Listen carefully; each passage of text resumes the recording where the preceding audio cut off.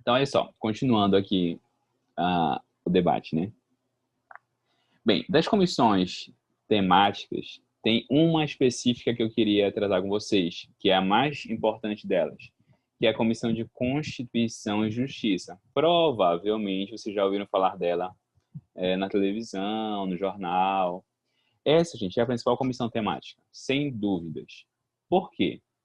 Porque a atribuição dela é analisar e dar parecer sobre a constitucionalidade das matérias sujeitas à apreciação do Congresso Nacional, de cada casa, né? Da Câmara e do Senado. Então, você vai ter uma comissão de Constituição e Justiça na Câmara e uma comissão de Constituição e Justiça no Senado. Ela analisa e vai dizer se aquele projeto de lei, aquele projeto de emenda constitucional, ele respeita ou não a Constituição. Aí você diz assim, Bruce, e por que isso é relevante? Isso é relevante porque este parecer é terminativo, ou seja, ele não é opinativo. Se a CCJ entender que aquele projeto de lei, que aquela PEC ofende a Constituição, o parecer dela será terminativo e vai matar o projeto, acabou o projeto e não continua. Aí encerra. Lembra que eu disse que as comissões temáticas, em regra, são de parecer opinativo? Falando agora, é isso? Então, aqui nós temos um parecer que não é opinativo, ele é terminativo.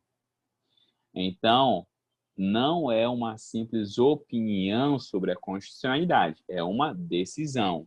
Eu estou considerando constitucional, eu estou considerando inconstitucional. E a partir daí, ou você continua o processo ou ele morre naquele instante. Por isso também, gente, esta é a comissão mais disputada pelos partidos políticos. É nessa comissão que os partidos brigam, porque eles querem ficar com a presidência.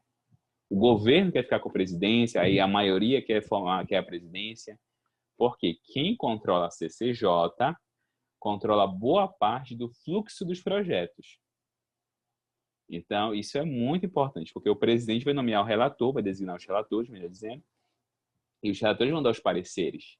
E, claro, a comissão vai votar, mas, assim, isso é extremamente importante para que haja essa definição. Além disso, né, a Comissão de Constituição e Justiça exerce algumas atribuições jurídicas muito importantes.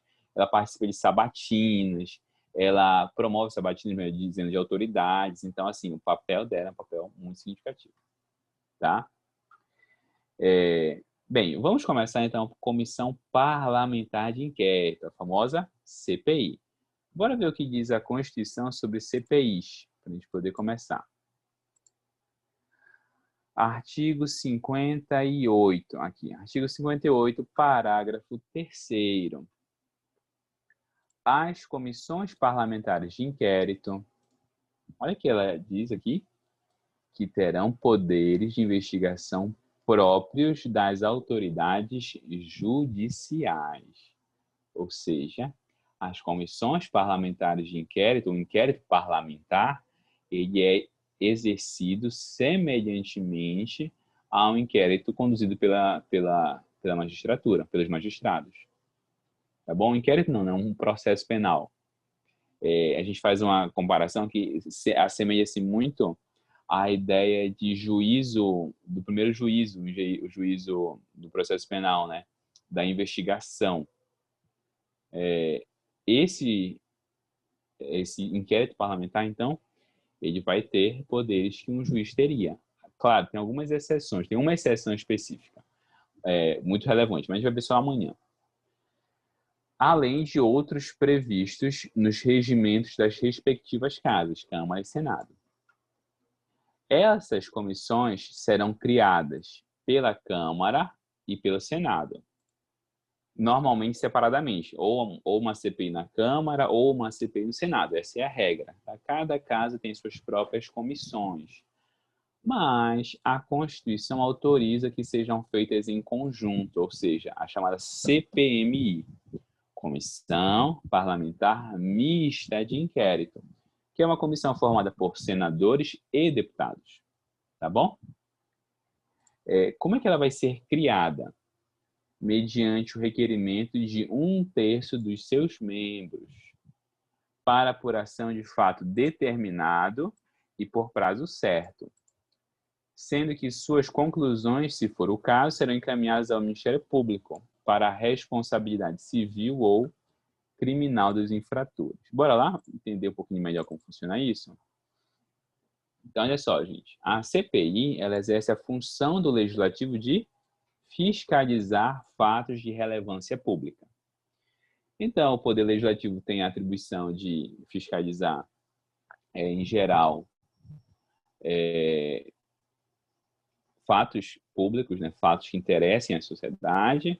Quem faz isso dentro dele? As comissões temáticas e, se for um fato específico, a CPI.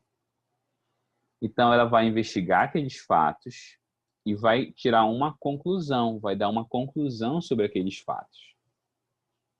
Se for o caso, se identificar um crime ou um dano ao erário, as suas conclusões devem ser enviadas ao Ministério Público para fins de responsabilização dos culpados. Tá bom? Para que o Ministério Público promova as ações respectivas contra os culpados. Essas comissões, gente, são comissões temporárias, não são permanentes. Lá no regimento interno, não está na Constituição. No regimento interno, eles vão dizer que são 120 dias. Elas devem durar no máximo 120 dias, podendo ser prorrogadas. Assim, em todo caso, elas não são permanentes.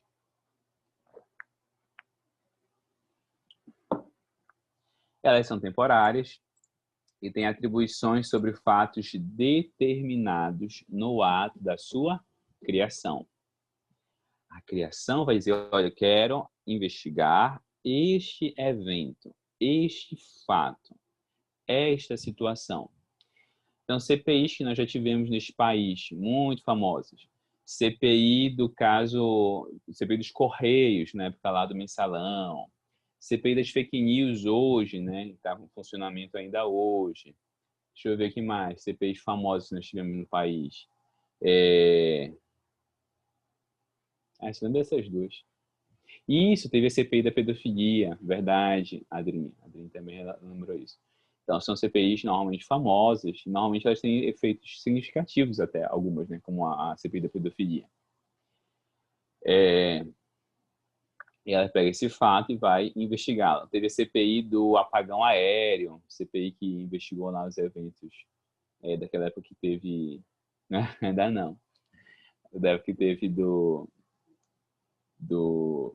enfim, aquela crise no sistema aéreo, lembra? Que, enfim, entrou em crise e tal. Pois é.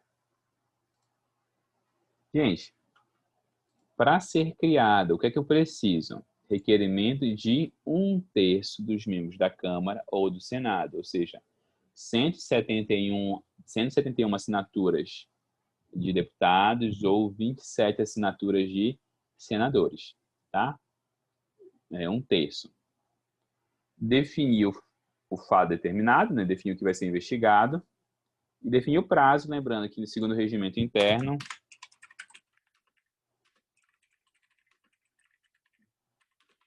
será de até 120 dias, podendo ser prorrogado. Ok? Gente, aqui vem um ponto. Tá, imagina o seguinte caso. Poderia ser um caso aqui no estado do Pará? Poderia ser. Será? Não será. Por quê? Porque eu não vou dizer porque está sendo gravada a aula.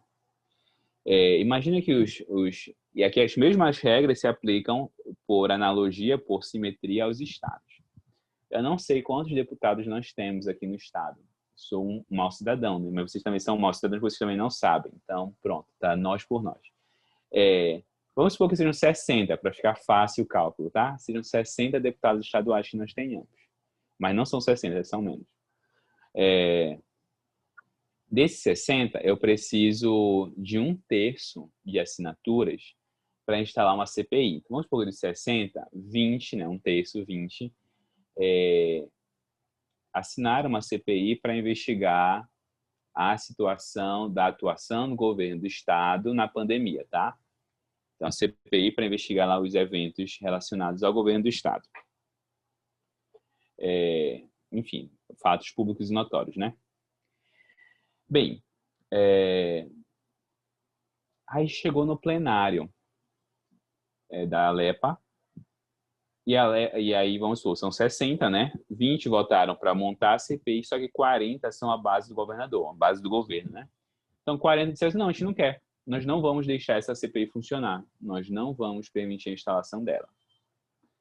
Olha só, tem o fato determinado, tem o prazo. Minha pergunta é, a maioria, a mesa diretora, né, nós já vimos, ou a maioria, podem impedir o funcionamento dessa CPI? Podem rejeitar a instalação dessa CPI?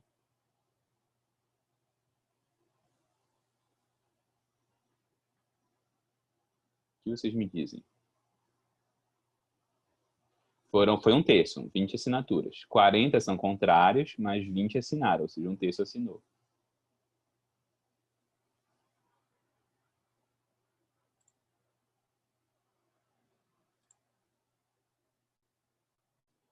Gente, segundo a jurisprudência do Supremo, não pode ser impedida a instalação dessa CPI.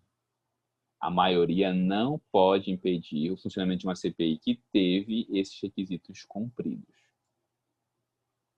Professor, mas é a maioria. O STF chama isso de direito das minorias. O que é esse direito das minorias parlamentares? É o direito de que a minoria exerça os papéis que são dados ao parlamento. Ela não pode votar em matéria de processo legislativo? Pode. Então, por que ela não pode investigar? Pode investigar. Se foram atendidos os requisitos previstos na Constituição, a CPI pode ser instalada, mesmo que a maioria não queira.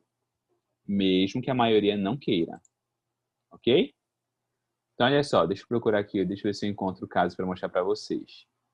Então, olha só aqui o caso do Supremo. Tá, cadê?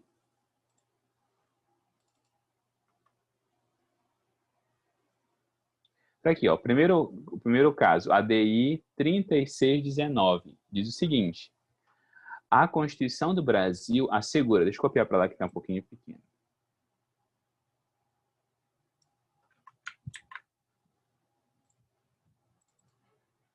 Tá? Olha só o que diz a Constituição.